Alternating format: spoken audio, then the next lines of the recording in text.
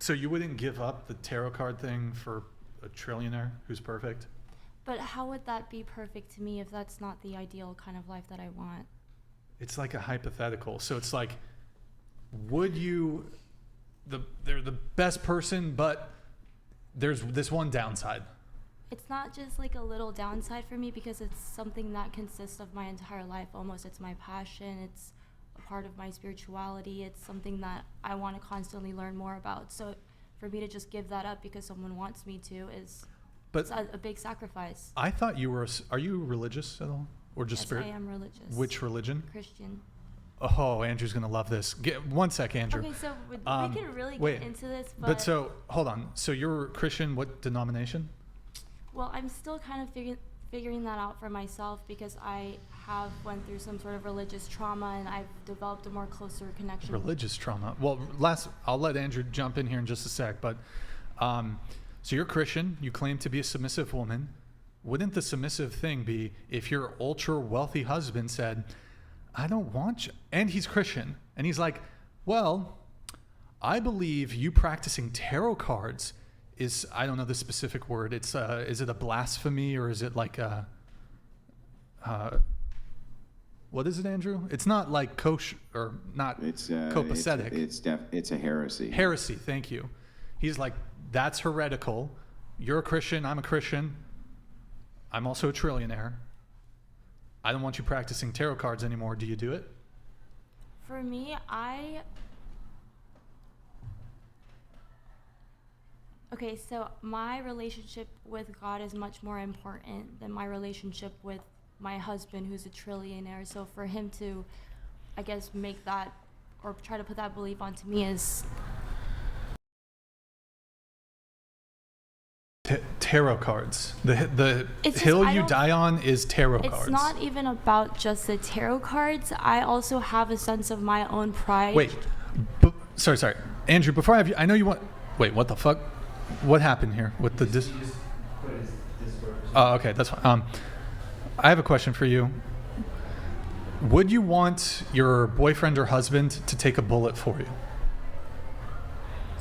Look at that. Just hide it. I mean, I would do it for him, so maybe yes. Like my husband, Can you close yes. the door? You'd want him to take a bullet for you? Yes. Bro, these girls literally want you to die and provide for them, but they won't bow. They won't give up some heresy. They won't give up tarot cards. She wants her husband to take a bullet for her, but she won't give up her tarot cards. Make it make sense. I got to take a smoke break. Go ahead, Andrew.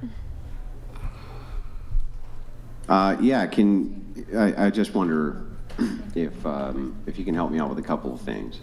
So I'm not gonna beat you up. I understand. Yeah, I was just gonna ask you a couple of quick questions. I understand that you could be quite new to your faith. Is that what's going on? Sorry, what did you say? Are you new to your faith? I wouldn't say It's Emma. It's Emma, right? Irene. Is that your name? What's that? Irene. Irene. Okay, sorry. You're new to your faith, Irene? I'm rediscovering it. Okay, gotcha. Just so you know, in tarot, I just want to ask you just a quick question. Do you use tarot to figure out kind of future events or current events? No, I do not. Or current events, in a sense, yes, but I never use it to predict the future. I don't do any predictive readings. It's much more of a tool to kind of get the general idea of what's going on. And do you have a spirit guide? Well, I wouldn't say a specific spirit guide. I do pray to God before I start my tarot readings. Yeah, and when you're looking at tarot cards for current events, do the tarot cards ever lead you in such a way where you know what current events are, or give you some type of insight into them? Yes. Okay. Leviticus 19:26, do not practice divination or seek omens. You're doing both. Hang on, you're doing both things. You're seeking omens and practicing divination. Divination would just be trying to figure out currently what is going on through some type of externality, which is other than God. That would be divination, and then omens would be the exact same thing, right? You're looking at the cards for omens of what will happen, or has happened, or is happening. So I have done a lot of research on this because of a lot of people who have a lot of controversial opinions when it comes to tarot. And my argument is that when people have maybe like Christian people wouldn't call it mediumship abilities, but gift from God and ability to see more than, I guess, like other people who may not be considered, I wouldn't say like I'm chosen or anything, but there are those kinds of people within the Bible. So would that be considered the same thing or not? Like to No. be able to use your gift that was given to you by There's God. a distinct difference between revelation and utilizing tarot cards, which would be external to God's revelation, right? Is because it's a tool? Yeah, well, what tools are... Let me ask you something. Where do you get the idea for what divine authority is? What is that to you? Is that just God? To me, divine authority is belief in a higher power and having faith in a higher source. Okay, for you, is that Jesus Christ? Yes. Okay, and so you are beholden to Christ's word, and you believe that Christ is God, right? Mm-hmm. So if Christ is God, you have to admit that this is the God of the Old Testament as well as the New Testament, correct? Mm-hmm. Yeah, so if that is the case, Leviticus 20:27, a man or a woman who is a medium or a necromancer shall surely be put to death. They shall be stoned with stones. Their blood shall be upon them. Does it sound like they want to see any divination, witchcraft, anything like that? Okay, so I have read that verse many times, and it's just a bit hypocritical and ironic when a lot of people are able to just pick and choose which verses that they want to use to be able to judge other people, but there are many Bible verses that mention how no one should be able to judge anyone but God. So I just feel it's Which ones? Well, I can't, honestly, I don't have it at the top of my head. But there Yeah, are do you many. know what? The Bible actually instructs you the opposite way, that you're supposed to use righteous judgment, especially as a Christian, so that you can judge the fruits of what is a thing, right? Mm-hmm. How else would you know what is evil if you couldn't use judgment? How could you even know? Like, how would you know what to stay away from and what was evil, what was bad, if you couldn't use judgment? Okay, that's a good point, but I also don't think it's up to people to decide what is righteous. It's almost like having that belief. Now, then who is it up to? God. And then what did God instruct you not to do?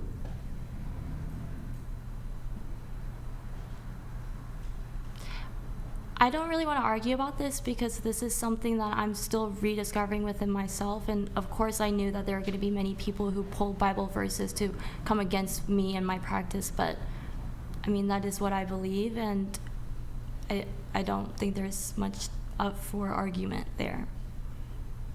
So even if you were wrong, you believe it anyway?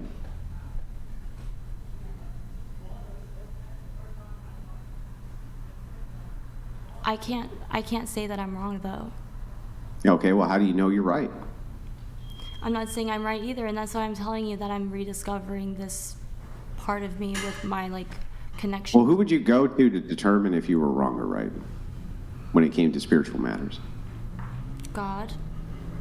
You're going to go to God, and does God talk to you?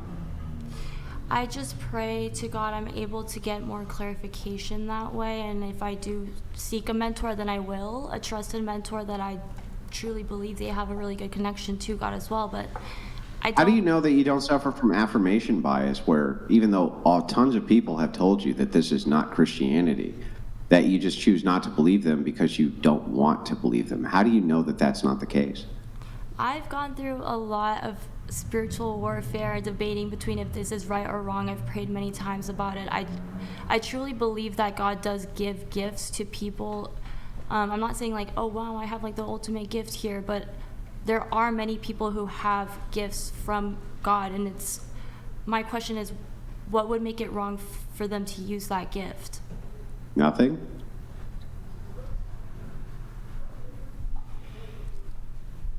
Yeah, nothing would make it wrong for them to use a gift from God. I But agree. we are specifically instructed as to what is and is not gifts from God. Tarot cards are not gifts from God, right? We are instructed in this in Leviticus, but also even in the New Testament, we're instructed in this multiple times by Christ's apostles. So I'm not saying there's anything wrong with any gifts from God. Why would I ever say that? I'm just telling you that we have 2,000 years of Christian history of every single saint who exists explaining that this is not the thing that you should ever gravitate towards, and even Protestants know that this is so. And why is it that you have decided you figured it out and all of them were wrong? And I've been constantly telling you that I am still rediscovering this, and so What does that mean, though, rediscovering it? When somebody corrects you, you don't take correction, or how do you rediscover a thing if people who do the thing tell you this is the wrong thing and you go, well, okay, but let me rediscover it? Like, what does that mean, rediscovery? What does that even mean? Just like you mentioned about like having the righteous judgment, everyone should have their own free thought. So I'm not going to just allow for people to correct me and just go based on that. Well, then who's allowed to correct you? Whoever you think is correcting you based on your affirmation bias or confirmation bias? Who's allowed to correct you? Like, who's the person who's allowed to tell you, okay, what you're doing here is wrong and here's all the proof? Who's the person who's allowed to do that? Just you? Are you the ultimate arbiter of what is Christian and what is not? Like, who is? I think the whole journey of spirituality and finding your Journey. religion It's a journey. Yeah. Everything's a is fucking about journey you with finding the impartial like opinion yourself, finding these things and allowing yourself to almost formulate your own free thought in relation to your connection to God. But I don't think that How do you know it's not a demon? How do you know that? How do you know you're not talking to a demon? How do you know it's not a demon who's chatting with you?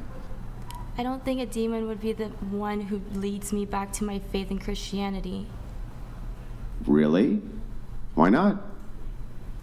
Especially if you're, let's assume for a second that you were utilizing such a bastardized form of Christianity that you could not separate it from modern Satanism and you just called it Christianity. Wouldn't a great deceiver convince you that a thing which was not Christianity was Christianity? So how do you know that it's not a deceiver? I'm still figuring that out right now. Yeah, okay. All right, well, I'll turn it over to Brian. All right.